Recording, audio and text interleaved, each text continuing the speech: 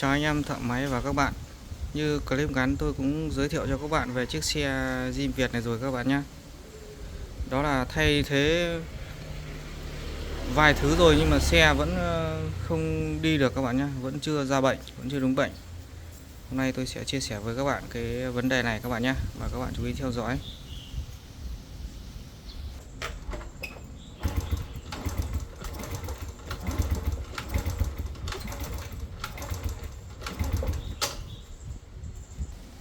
Nha các bạn nhé. Mở khóa lên đạp bây giờ là không nổ được nữa các bạn nhé. Thay thế đủ các thứ rồi, buji rồi thì kiểm tra IC rồi thử các ổ khóa hết rồi. Và đến đây tôi lại phải kiểm tra lại. Quay đây. Tôi sẽ tôi sẽ tháo ra ổ khóa ra tôi thử tiếp. Quay cả đây.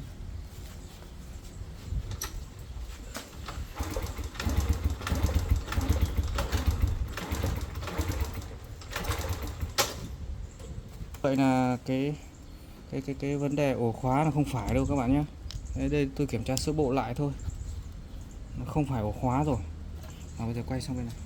Giờ tôi sẽ kiểm tra cái điện, cái cao áp ra buji nha các bạn nhé. Đây buji mới thay nha các bạn nhé. Tôi sẽ không tháo ra nữa. Đây buji mới thay. Tôi sẽ không tháo ra nữa. Và tôi kiểm tra cao áp luôn. Quay gần vào đây để xem có. Quay gần vào gần vào đấy. Quay đấy nhá.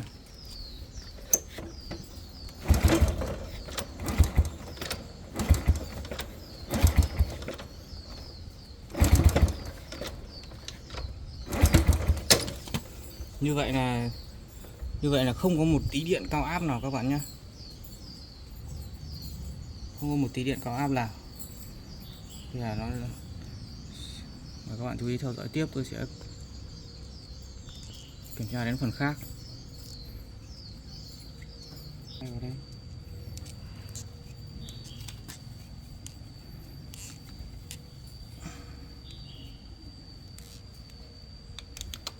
Quay vào đây.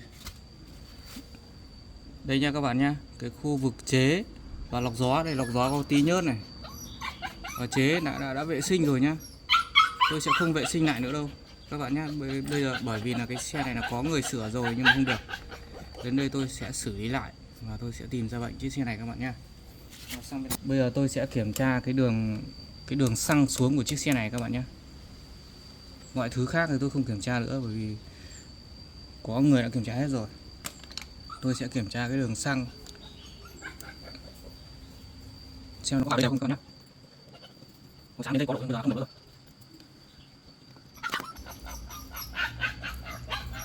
Như vậy là đường xăng xuống chế là ok nhé các bạn nhé. Đường xăng xuống chế là ok rồi. Không cần phải kiểm tra nữa bởi vì tôi kiểm tra bình xăng đầy bình luôn.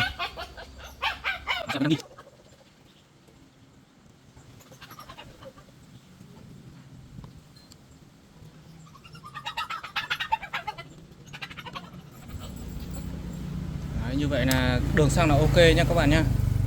Đường xăng không vấn đề gì. Bây giờ tôi sẽ kiểm tra lại mấy cái dây dợ này, tôi sẽ cắm lại các bạn nhé. Tôi sẽ cắm lại và tôi sẽ đạp lại xem nó vấn đề thế nào, bởi vì là chủ xe có tả là đạp thì vẫn nổ nhưng mà ga là không đi được các bạn nhé. Tôi sẽ cắm lại những cái rắc điện này và rắc ở IC đây.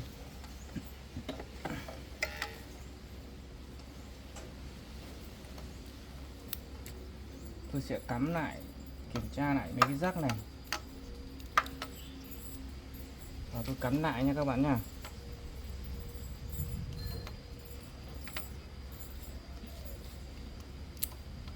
Rồi nó quay cả xe để đặt, không cần quay người đâu.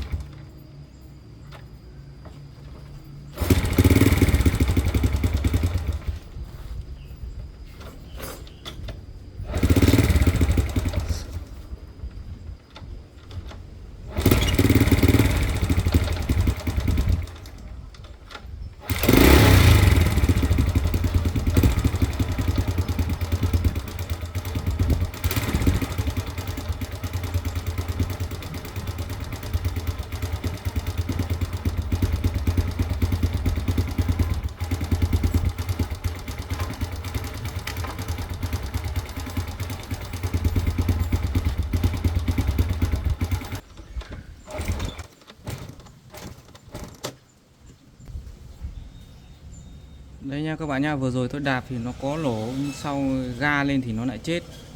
Sau rồi tắt đi mở lại đạp thì lại không nổ nữa nha các bạn nhé. Bây giờ chúng tôi sẽ đo điện luôn và không cần kiểm tra cái gì nữa các bạn nhé. Đo điện luôn và xem hỏng đâu và chúng tôi sẽ kết luận được luôn các bạn nhé.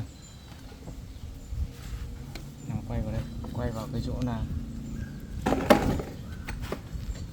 để đo được cái cuộn điện của chiếc xe zin Việt này. Các bạn rút cho tôi cái rắc này ra.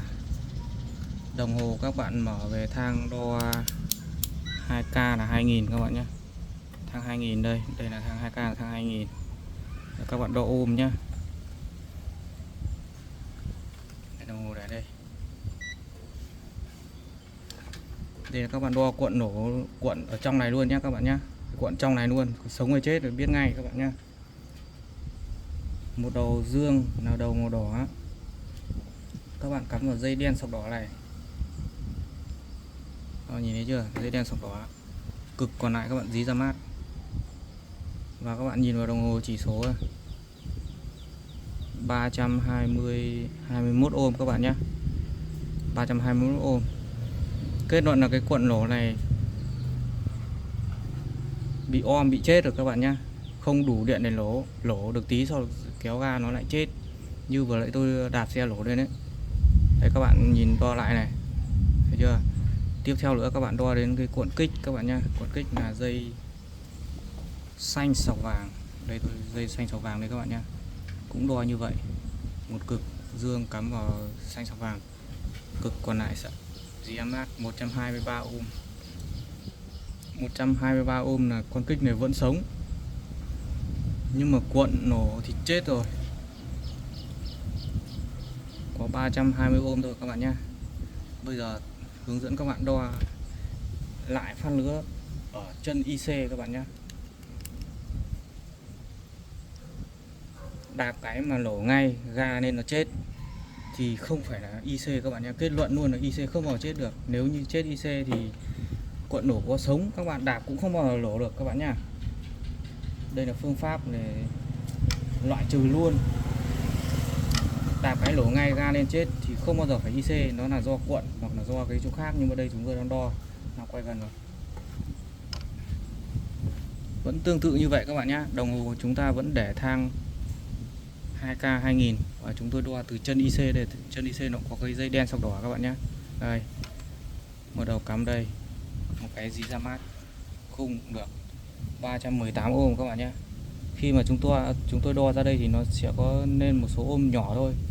Vừa nãy đo ở kia là 320, bây giờ đo ở đây là 318.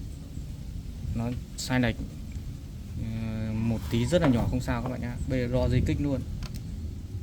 Là dây xanh sọc vàng đây các bạn nhé. Dây xanh sọc vàng đây. Vừa nãy là đo 120 đúng không? Đây đo ở đây. Thì nó lên một số rồi các bạn nhé. Vừa nãy 120 thì chỉ nên 0,3 thôi. Là chỉ số như nhau, tương đương nhau các bạn nhé. Đấy, như vậy kết luận là con IC này không bao giờ chết được. Đạp cái lỗ ngay là con IC này không chết các bạn nhé.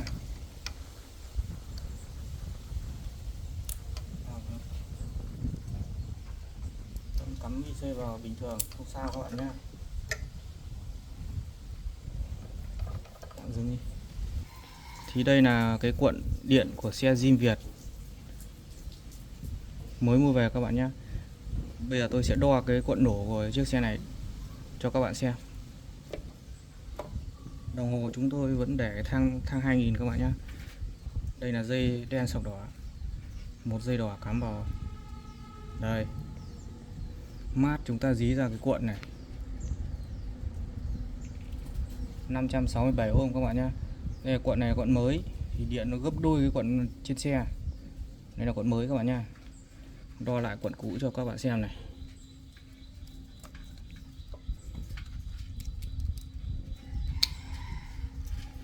Nào quay đây.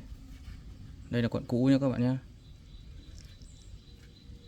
Dí ra mát 317 ohm, nãy đo 318 rồi, 317 nó yếu dần. Như vậy là kết luận các bạn nha, như vậy kết luận cái cục trong này bị chết rồi. Bây giờ tôi sẽ tháo cục này ra, tôi sẽ thay cục này vào các bạn nhé. Mời các bạn chú ý theo dõi tiếp.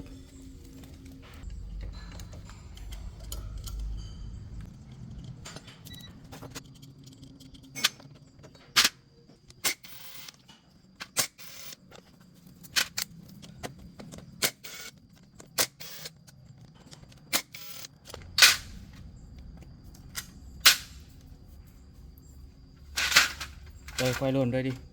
Đây nha các bạn nhìn này. Như vậy là đoán bệnh rất chi là chuẩn các bạn nhé. Cho tôi chảy vào đây đi. Đây. Có nghĩa là chiếc xe này đây, quay vào đây, quay chỗ này đây. Có nghĩa là chiếc xe này bị nước vào từ bao giờ rồi, nó om nó chết cái cuộn nổ trong này, nhìn thấy chưa? Nhìn nó thành bùn thành đất này. Đấy nha các bạn nhé. Đo chuẩn luôn, bắt bệnh chuẩn luôn đấy. Đây, mở lại đi.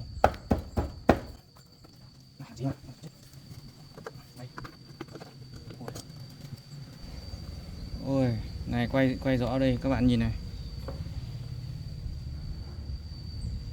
Đây thấy không? Bùn. Đây các bạn nhá.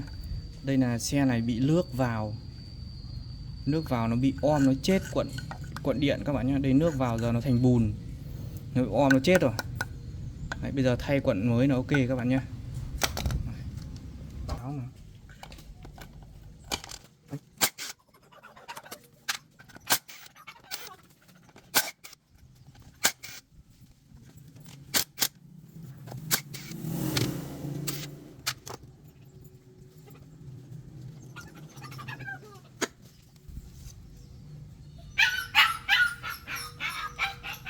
Đấy nha các bạn nhá. Bị nước vào nó chết rồi. Đấy, không dùng được nữa đâu.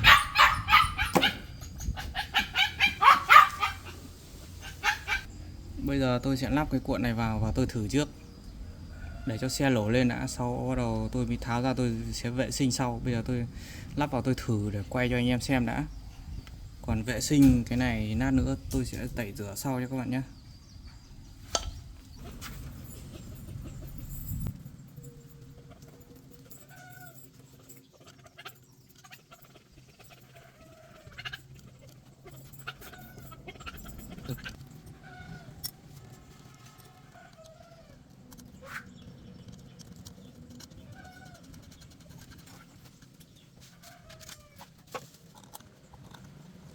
Các bạn lắp cái mấy cái nước này các bạn lắp cẩn thận. Nếu để lên trên này là các bạn phải rất nhiều nước nhá.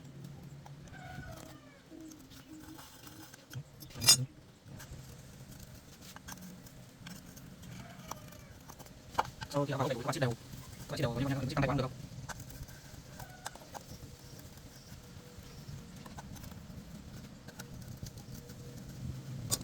Lần đầu nó sẽ thử lỗ luôn các bạn nhá.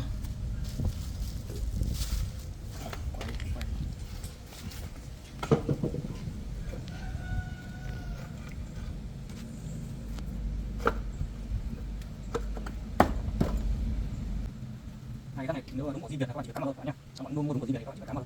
Là sao? Không đấu lối gì cả. Các bạn mua của Yang 100 cũng được, các bạn đấu lối. Đây tôi sẽ bắt tặng hai con vào thử với các bạn nhá.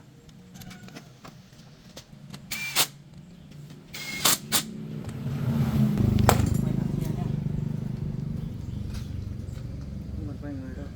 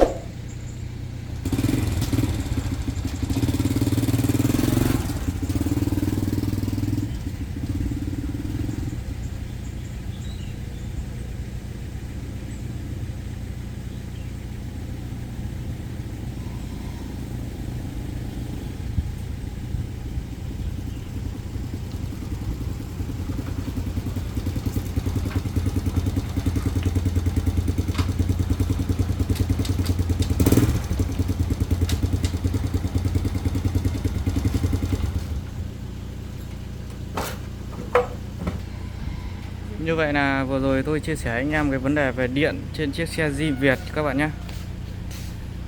Video của chúng tôi xin tạm dừng tại đây. Hẹn gặp lại các bạn ở những clip sau các bạn nha.